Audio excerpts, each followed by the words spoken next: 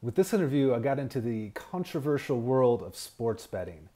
Wagerr is a cryptocurrency that specializes in allowing these things to happen. The great thing about it is, of course, because of blockchain technology, this sports betting is decentralized, meaning it takes a lot of the shadiness out of internet sports betting. So I talked to David, who's on the team there at Wagerr, and he explained the ins and outs of it better than I can. So I'll let him take over. Enjoy. So, David, tell me in a couple sentences what Wagerr is all about.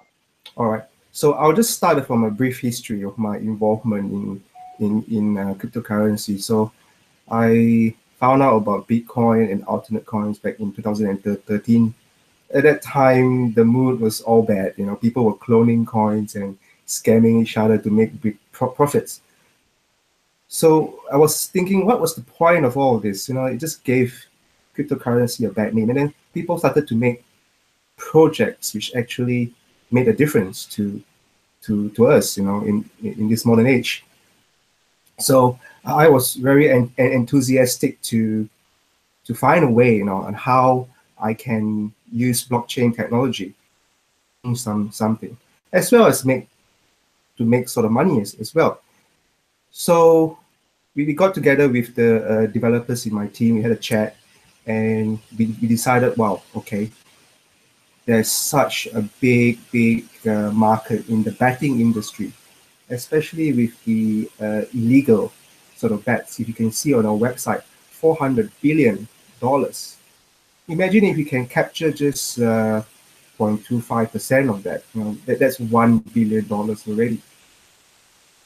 That's how we came up with Wagerr. So in a nutshell, Wagerr is a fully decentralized betting blockchain. Okay, so the main features is it being decentralized. If you compare it to some projects, they have decentralized features, but you can find some sort of weak point, with some sort of centralization in that, which we'll try to sort of eliminate in our project. So, and we also have a couple of features you can see on our website. So number one is value coupling.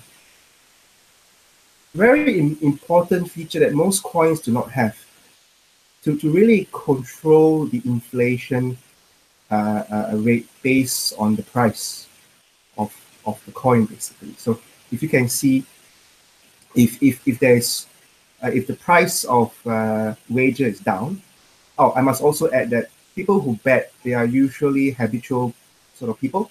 They tend to bet the same amount all the time. So $5, $10. So that's how we're going to have our platform. So we're going to have the amount they're going to bet in some sort of currency. You can have multiple types of currency that you can get through API. So they bet $5 per se.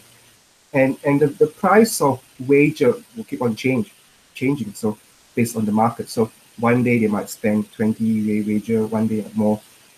So if the value of Wagerr goes down, they'll be spending more coins for their $5 bet. And then which means that, as you can see our fee structure, depending on what type of bets, you pay a fee. And half the fees would go to the Oracle masternodes that I will describe later. And almost half of it will be burned. And 2% will go to a developer sort of foundation and trust fund. So that will ensure the deflation of the currency. Sure. And to keep the price as stable as possible. We don't guarantee it, but it's the best bit, I think, that we can do at the moment. Yeah. So, and, yeah. Let's back up a little bit. Yeah. So basically, it's sports betting, correct? Is it just sports? Yes. Okay. Just sports. So yeah. We are making sure that we focus on just sports and do just sports very well. Yeah, because like you said, there's hundreds of billions of dollars that are of people participating in sports betting well, you know, it's a huge market. Whether or not the laws of any particular country come into effect, people are doing this. So what is the advantage of the blockchain being involved in this sports betting? Right. So, number one, I do not condone anyone to break the law, Right, right. for sure. But people are going to bet anyway. If they bet, they're going to bet illegally. So why not offer them a safer system or a network to do so? So basically, as you know, if you bet through an illegal bookie, they might run away with your winnings. You might have to haggle with them to get your winnings. You might break your kneecaps. So that's one big feature. So your winnings are always guaranteed. And because it's a decentralized platform, no one can control it, or everyone can control it. So things are guaranteed your winnings. Yeah. The other second thing is privacy. There's no place to sign up with your name and address. So this is for people who bet legally. If you go through a betting system, you have to sign up with your name and your address. So your privacy is compromised there.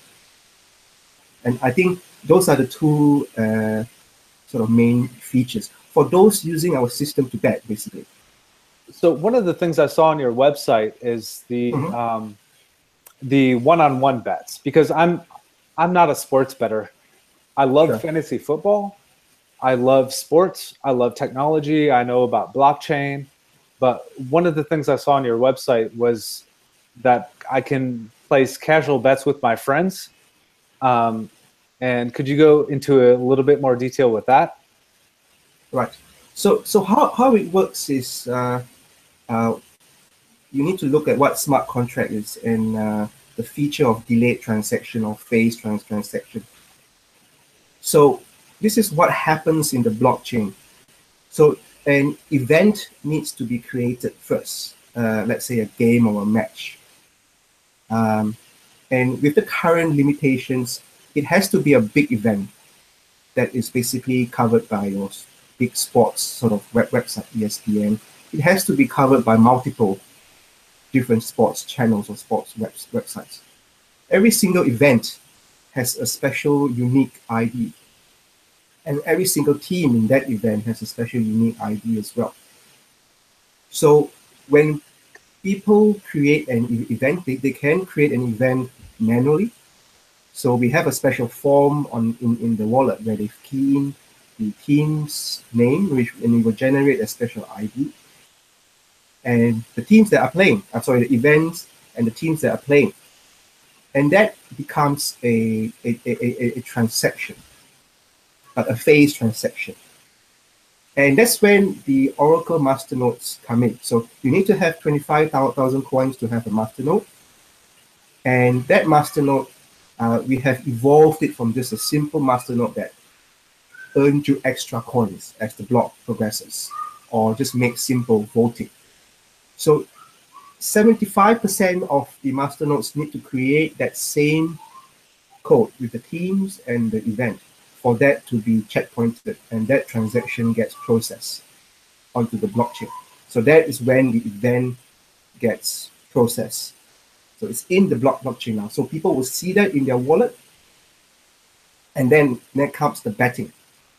So people can click on that event and place the bets, and they can set the line, basically, how much they want to bet. And that becomes another phase transaction under the event. And someone can come along, I accept that line, so I will challenge that bet. And they can click on that event, say challenge, and the codes for the line and the amount will be automatically generated because the bets have to match. Okay? Because we're processing so many bets per second, So the moment they click on that bet, someone might have already matched it. However, his bet is not disqualified. His transaction, his phase transaction is not disqualified. So he will become a new sort of transaction, awaiting someone to challenge him. You understand? Yeah. So will these transactions, will those appear on your website, or can I, Yeah, they will all appear. They will all appear on the wallet. Let's say you've got a Block Explorer, it will all appear there. This is on the blockchain, fully decentralized, no central platform, as I said. Okay, so when the event occurs, the masternodes will get the results from the Oracle masternodes will get the results from multiple websites, ESPN. So we do not just focus on one result website because that will make it centralized. So that's the best we can do. We can scrape results from everywhere. And people can also key in the results as well. So there you go again. So you need 75% of masternodes to agree on that result for that result to be approved. And once that result is in, the phase transactions get checked immediately. So those who are the losers, they will lose their coins. And all that phase transaction will be moved to the winners. So that's basically peer-to-peer. So this is obviously not proof of work. So you have a proof of stake, or is that? Yes, it's a proof of stake coin, basically. Okay. Because we felt that the trouble with coins is, if you imagine Bitcoin, it's prone to a network takeover if someone owns 55%, 51% of the network. And by doing it through an ICO and not allowing sort of proof of work, we really help to decentralize the coin. We really want the coins to get spread out across the network. We don't want, the only way to take over this network is someone owns 75% of the Oracle nodes, which is highly unlikely what will happen. Yeah, so could you go into a little bit more detail about the Oracle nodes? So those are master nodes. Yes, so as you know, what was a master node, you put in a collateral, you lock it in there, and you get rewards based on the progression of the block. So you can set that with anything. So basically, the master nodes will earn a percentage of that 1% proof of stake. Okay, that's the small amount, and they will also earn 50% of the fees that are generated from each transaction. Okay, great. And so some of my viewers probably don't know what an ICO is. Could you go, into a little bit of detail what an ICO is? So the long form for ICO is initial coin offering. It's like an IPO, initial public offering, where a company just started up, wants to sell shares, or just publicly listed, wants to sell shares to you over the counter, not through an exchange, for a fixed price. That's just basically what it means. So as I said earlier, the ICO is probably, in my opinion, the best way to distribute coins across the network. We have set our pricing at 5 cents per coin, and just let me calculate.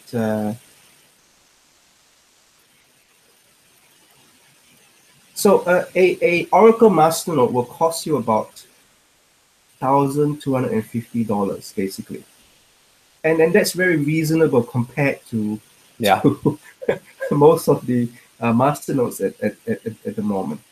Yeah.